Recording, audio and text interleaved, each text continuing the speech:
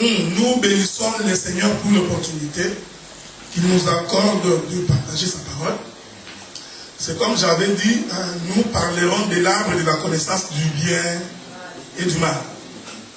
J'ai pris le Saint-Esprit qu'il vous soit favorable. Certainement qu'il y aura beaucoup de questions.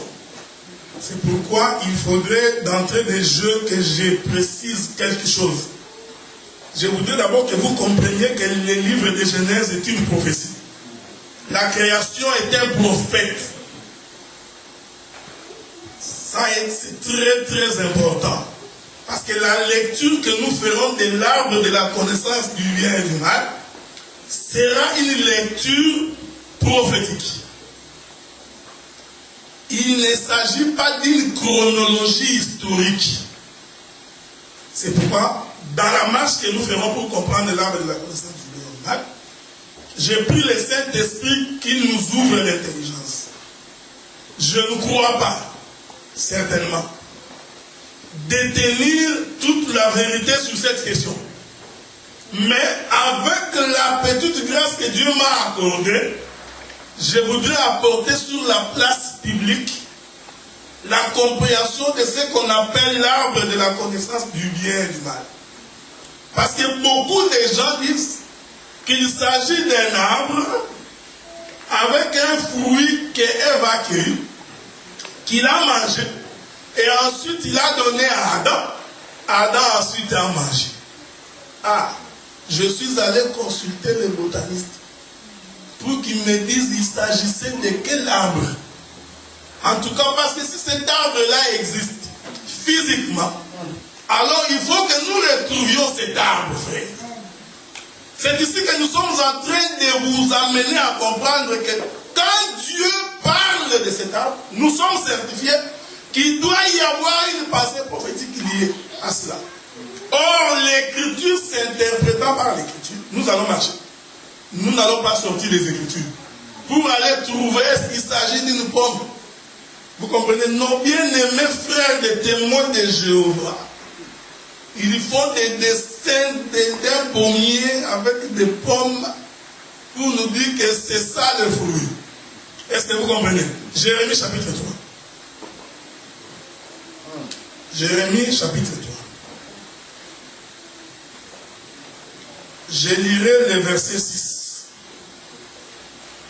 La Bible dit, l'Éternel me dit, au temps du roi Josias, as-tu vu ce qu'a fait l'infidèle Israël? Elle est allée sur toute montagne élevée et sur tout arbre vert. Et là, il s'est prostitué. Ah, ça c'est notre verset de départ. Dieu parlant d'Israël, il dit ceci. Israël est un peuple infidèle. Il est allé sur une montagne élevée, sous un arbre vert. Et là-bas, Israël s'est prostitué. Est-ce que vous comprenez? Israël s'est livré à la prostitution.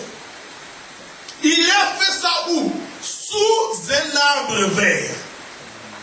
Maintenant, l'Écriture nous dit, c'est ça, ce sont des versets que vous connaissez. Livre de Genèse. L'Écriture nous dit, après que Adam et Ève aient péché, après qu'ils aient fini de manger le fruit, la Bible dit qu'ils sont allés se cacher. Et ils se sont fait des habits en feuilles d'arbre. Là, il y a des gens qui interprètent, c'est des figuiers. Parce que je sais qu'il y a aussi des ministres de l'évangile éternel qui disent que c'est le figuier. Parce que Jésus avait maudit un figuier. Ah, bon. Alors, dans ce cas-là, frère, ne mangeons plus les figues. Parce que là, ce sont les figues qui donnent la connaissance du bien et du mal. Non, je ne crois pas que les choses devaient se comprendre comme ça. Et quand l'Écriture finit, la Bible dit que quand Dieu va les chasser, Dieu va chasser Adam et Ève du côté de l'Orient. Suivez-nous bien.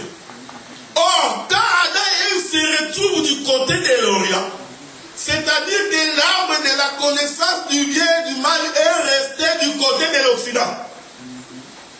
C'est pourquoi j'ai dit qu'il faut bien nous suivre, parce que vraiment, nous sommes sur un champ prophétique. Mais écoutez, lisons d'abord ça. Allons dans Genèse.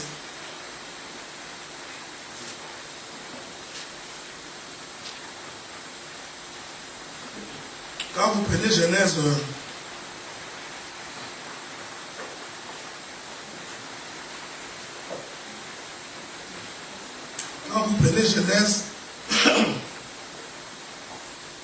je crois, le chapitre 3. La Bible dit, les serpents étaient les plus rusés de tous les animaux des champs que l'Éternel Dieu avait créé, avait fait. Il dit à la femme, Dieu a-t-il réellement dit, vous ne mangerez pas de tous les arbres du jardin. La femme répondit au serpent, non, nous mangerons de tous les fruits des arbres du jardin. Mais quant au fruit de l'arbre qui est au milieu du jardin, premier élément, l'arbre de la connaissance du bien et du mal se trouve au milieu du jardin. Écoutez-nous maintenant. L'Éternel Dieu crée les jardins. Quand vous montez au chapitre 2, la Bible dit qu'il y avait 4 sources, 4 fleuves qui alimentaient le jardin pour donner la vie au jardin, à tous les arbres qui étaient dans le jardin. Ce qui fait que même l'arbre de la connaissance du bien et du mal avait pour support les 4 fleuves qui nourrissaient les jardins. Maintenant l'écriture, ça c'est Jésus-Christ. Cet arbre-là, de la connaissance du bien et du mal, se trouve au milieu du jardin.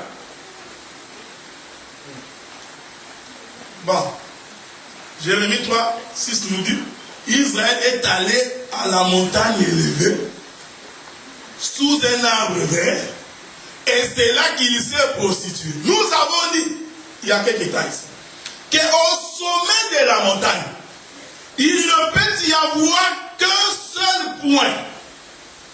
Suivez-nous bien.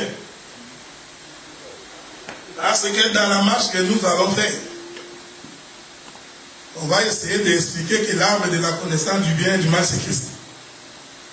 Mais suivez-nous très bien, il faut bien nous suivre. Parce que je présenterai d'abord physiquement les 2 arbres, après nous allons en dégager l'essence. L'Écriture nous dit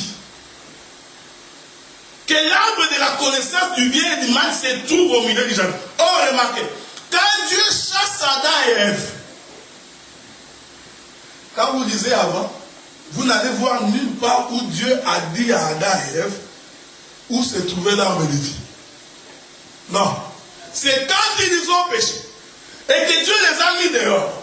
Mais la Bible dit que Dieu mettra les chérubins à l'entrée du jardin pour que Adam et Ève ne retrouvent pas l'arbre de vie. La révélation de l'arbre de vie vient être donnée quand Adam est chassé du côté de l'Orient. Quand il se retrouve du côté de l'Orient, l'arbre de vie va se retrouver du côté de l'Occident. Suivez-nous bien. C'est ici qu'on fera quelques petites gymnastiques. Écoutez-nous. Avant qu'il ne pêche, l'Écriture ne nous dit pas. Mais nous savons que l'arbre de vie aussi était dans le jardin. Parce qu'Apocalypse va nous le confirmer. Mais l'Écriture ne dit pas expressément à Adam et Ève, voici l'arbre de vie est ici. L'Écriture donne seulement à Adam la connaissance de l'arbre de la connaissance du bien et du mal. Et maintenant, quand il pêche, Dieu va les chasser. Quand il les chasse du côté de l'Orient. J'insiste sur ce terme-là, parce que c'est là que nous allons marcher. L'homme se retrouve du côté de l'Orient. Maintenant, Dieu dit, nous allons empêcher cet homme de retourner dans les jardins. Parce que dans les jardins, parce que j'aime bien ce verset, on va dire d'abord l'Écriture. L'Écriture dit ceci.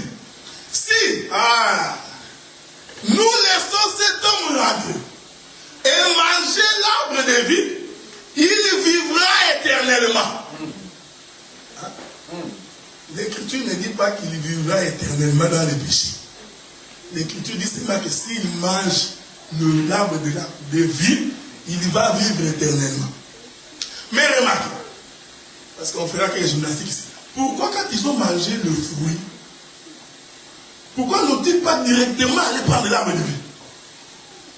Parce qu'ils avaient compris qu'ils ont péché. Donc c'était plus simple de courir vers l'arbre de vie et manger, avoir la vie. Mais il faut comprendre que Dieu prophétisait. Ah, c'est ici qu'également qu'on va essayer de scandaliser un certain nombre de personnes pour agrandir votre foi. Dieu voulait qu'Adam et Ève mangent le fruit. Dieu, il voulait. Voilà pourquoi il crée, il prend cet arbre-là, il met au milieu du jardin. Or, frère, le milieu du jardin, c'est la couronne. Suivez-nous bien. Ah, d'ailleurs, on a chanté ça, je crois, aujourd'hui ou avant-hier. L'homme du milieu. C'est ce qu'on chante. Jésus-Christ est l'homme du milieu. L'Écriture nous dit, là où deux ou trois frères sont réunis, je suis au milieu d'eux. C'est le jardin, frère. Parce que comme on est là, il n'est pas là au milieu, frère. Quel est l'entendement du milieu? Parce que d'abord, nous ne sommes pas réunis en cercle. Nous sommes réunis, je ne sais pas comment d'ailleurs, le frère Christian est là-bas, Roger derrière. Donc si quelqu'un se met au milieu, il sera au milieu par rapport peut-être à ceux qui sont tout autour de lui, mais par rapport à ceux qui sont de l'autre côté, il ne sera pas l'homme du milieu. On comprend maintenant que quand on dit qu'il est au milieu, frère, c'est par rapport à la position de la royauté, de celui qui est assis sur le trône. Suivez-nous, je vais encore essayer d'augmenter ces choses pour que vous compreniez. Voici l'omniprésence de Dieu. J'avais dit à des frères que quand on dit que Dieu est omniprésent, ce n'est pas que Dieu est partout. Tu ne me diras pas que quand tu te prostitues, que Dieu est là-bas. C'est ici que beaucoup des aventuriers dans l'évangile ont fait de la vie du péché une vie pour dire que oh non, Dieu voit tout. Oh non, Dieu sait. Écoutez frère, quand l'homme est en train, remarque, tu veux me dire que quand tu te réveilles le matin, tu prends une arme, tu fais le projet d'aller tuer quelqu'un. Puisque l'Écriture dit que Dieu est omniprésent, c'est que Dieu est avec toi quand tu vas tuer. L'omniprésence de Dieu se comprend par la position du milieu. Écoutez. Or, le milieu du jardin est une montagne. C'est pourquoi j'ai touché Jérémie. Pour que celui qui est au sommet de la montagne, il a le contrôle de tout. Je vais prendre un exemple. Si quelqu'un veut avoir la vision du monde, la seule manière pour lui de voir le monde, c'est de monter. Plus il va monter, quand il va se retrouver par rapport à l'angle du monde, au point le plus culminant, ainsi, en étant comme ça, il n'a qu'à tourner les regards sans bouger. Il voit tout. Voilà pourquoi l'Éternel Dieu est typifié à l'aigle. Parce que l'aigle, comme c'est l'oiseau qui vole le plus haut, en étant plus haut, au sommet de la montagne, il peut voir facilement la proie. Les zoologistes, je vous informe que pour que l'aigle puisse attaquer, il monte d'abord. Et quand il voit, il descend. Maintenant, quand Dieu est dans cette position, en fait, il voit tout. C'est ça son omniprésence. Hein? Par sa position d'être élevé au sommet de la montagne, qui est en fait le point du milieu. Dieu, il peut maintenant voir partout celui qui a les yeux devant derrière, comme le dit Apocalypse.